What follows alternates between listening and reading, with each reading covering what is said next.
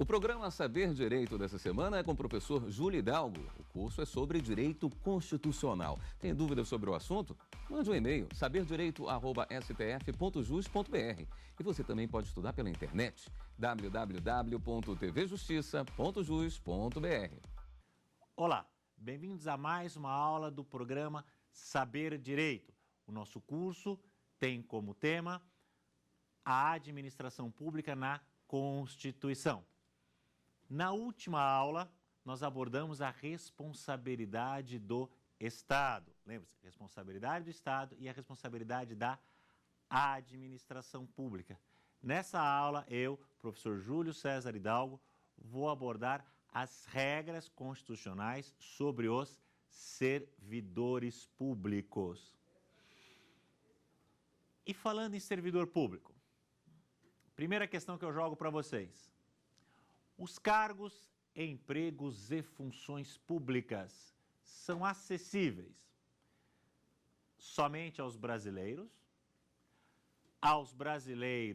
e estrangeiros ou aos brasileiros e aos portugueses? E aí? Você acha que os cargos, empregos e funções públicas são acessíveis somente aos brasileiros ou aos brasileiros e estrangeiros? Talvez nessa hora tenha gente que tenha muita vontade de falar para mim, somente aos brasileiros. Provavelmente, se você presta concurso público, você vai ficar tentado a falar somente aos brasileiros ou aos brasileiros e aos portugueses. E eu vou dizer que você está errado. Você está errada. Vejam, inciso 1 do artigo 37 da Constituição Federal. Lá diz que os cargos, empregos e funções públicas são acessíveis aos brasileiros que preencham os requisitos da lei e aos estrangeiros na forma da lei. Oh, mas, professor Hidalgo, eu sempre vejo em edital, eu sempre ouço falar que para ter cargo público tem que ser brasileiro. E aí? E aí que isso não é verdade. Tá? Os cargos são acessíveis aos brasileiros e aos estrangeiros. A regra, ou em regra, é que concurso seja aberto para brasileiros, porque essa é uma característica que, na maior parte das vezes, a lei que cria o cargo já determina. Mas nada impede, por exemplo, que uma universidade, sendo do seu interesse, faça um concurso que permita a participação de professores estrangeiros. E concurso, falando em concurso, tá? Se eu quero ser um servidor público, se eu quero ter um cargo público efetivo, qual é a maneira pela qual eu posso entrar no serviço público? Isso aí, o concurso público. Inciso 2, lá diz, do artigo 37, a investidura em cargo público depende de aprovação prévia em concurso. Então, se eu quero ter um cargo público, vou fazer o quê? Prestar concurso. Estudar e prestar concurso. E você sabe me dizer quantos tipos de concursos nós temos? Né? Sabe falar para mim quantos tipos de concurso a Constituição prevê? Quantas modalidades de concurso? Muito bem. Nós temos vários tipos de concurso. Vários quantos? Vários 2 tipos de concurso. Nós temos o concurso de provas e o concurso de provas e títulos. É isso aí. Vamos falar um pouco mais sobre os concursos. Então, nós já sabemos que eles são de 2 modalidades.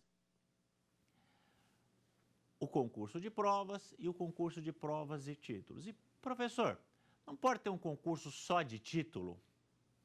Não. O que é o concurso de prova? O concurso de provas é aquele cuja classificação se dá pela nota da prova, quer dizer, o candidato vai ser avaliado.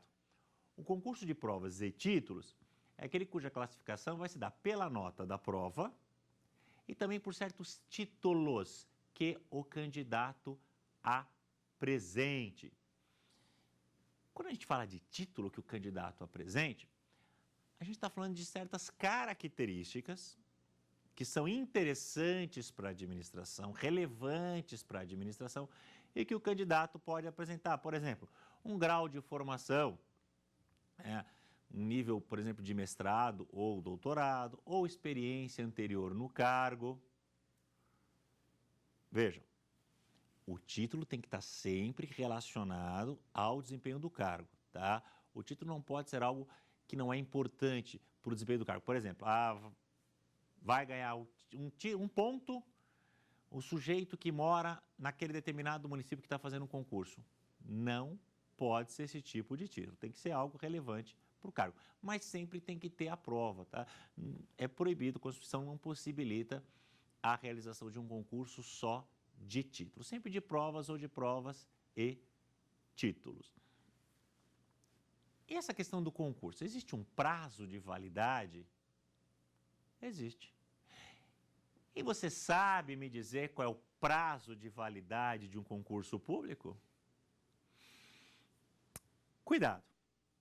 Cuidado para você que está estudando, você que é estudante de direito, cuidado você que vai prestar um concurso, cuidado você que não é formado no direito, mas quer ser funcionário público. Por quê? Porque o prazo de validade de um concurso público, ele pode variar até 2 anos de validade. É muito comum as pessoas falarem assim, o prazo de validade de um concurso é de 2 anos.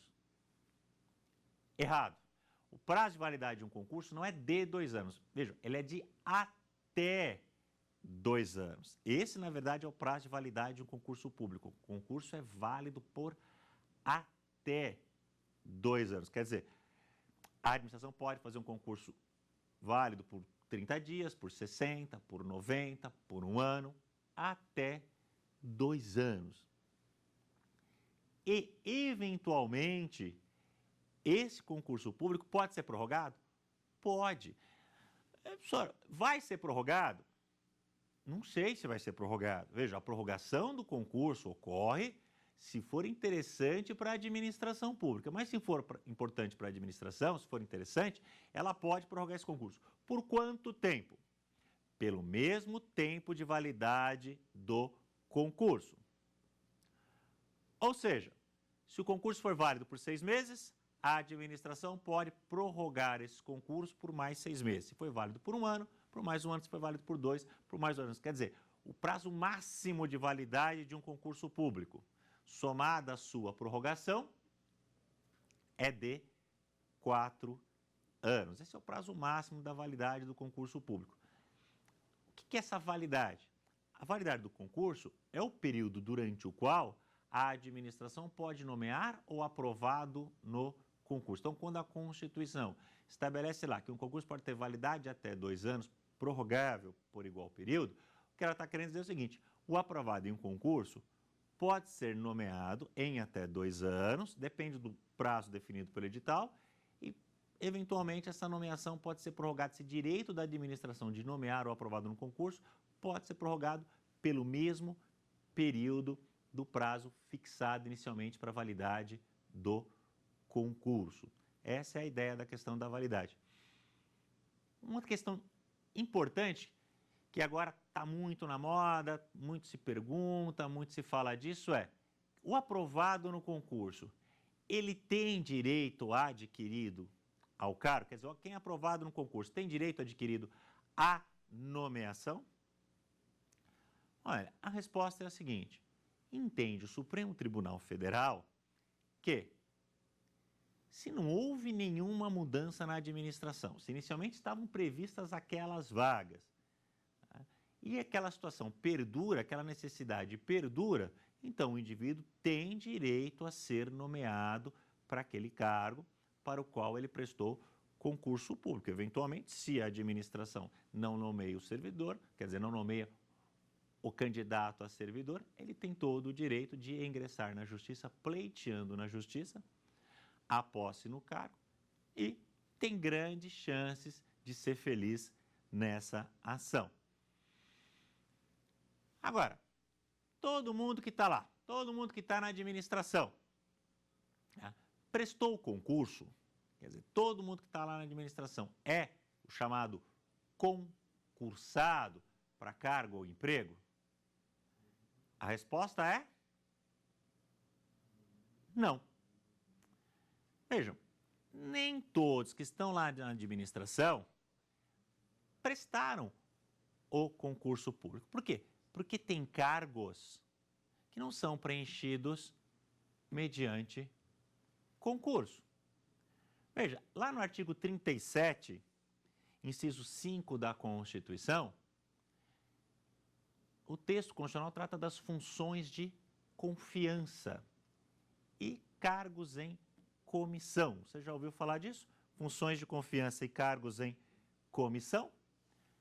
As funções de confiança. As funções de confiança são para servidores que têm cargo efetivo.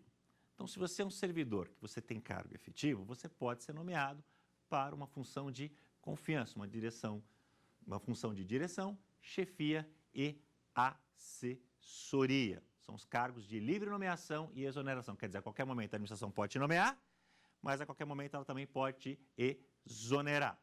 Então, para ser nomeado para esses cargos, basta que você tenha cargo efetivo. Na verdade, para ser nomeado para essa função de confiança, basta que você seja servidor de cargo efetivo.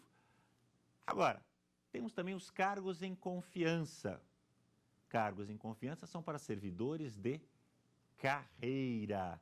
Cargos em confiança para servidores de carreira. Então, a Constituição traz dois tipos de cargos de livre nomeação e exoneração. Tá? As funções, que são para servidores efetivos, e os cargos de confiança, que são para servidores de carreira. Então, por exemplo, função. Para ser nomeado para uma função, o servidor só precisa ser um servidor efetivo. Já para um cargo em comissão, o servidor tem que ser um servidor daquela carreira. Então, por exemplo, ele tem que ser um delegado, ou ele tem que ser um auditor da Receita. De qualquer forma, de qualquer maneira, determina lá a Constituição, no seu artigo 37, inciso 5, tá? Que para essas funções de confiança ou para os cargos em comissão, somente direção, chefia e assessoria. Então, só pode ter cargos de direção, chefia e assessoria. Tem uma outra maneira da pessoa se vincular à administração. Está lá no inciso 9 do artigo 37. São os servidores temporários, contratados em situações de excepcional interesse público. Olha, um exemplo. Vamos começar com os exemplos. O censo.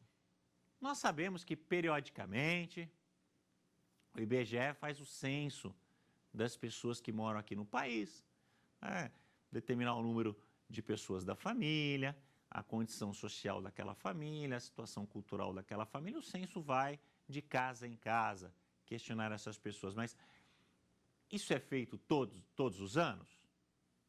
Não, isso não é feito todos os anos. Na verdade, isso é feito num período de 10 anos, a cada 10 anos. Vejam, se é um período a cada 10 anos, o IBGE vai ter uma necessidade efetiva daqueles servidores durante esse período de 10 anos? Não. Pelo contrário, a cada 10 anos ela tem um excepcional interesse público nessa contratação. Então, o que ela faz? Vai contratar servidor efetivo? Não. Ela contrata temporários. Pessoas, servidores que são contratados por um prazo certo. Existe um contrato temporário com a administração, porque é uma situação de excepcional interesse público. Então, veja que nós já identificamos 3 tipos de vínculo com a administração. O efetivo, para ocupar um cargo efetivo, aquele mediante concurso público. Identificamos também a questão dos cargos em comissão, função de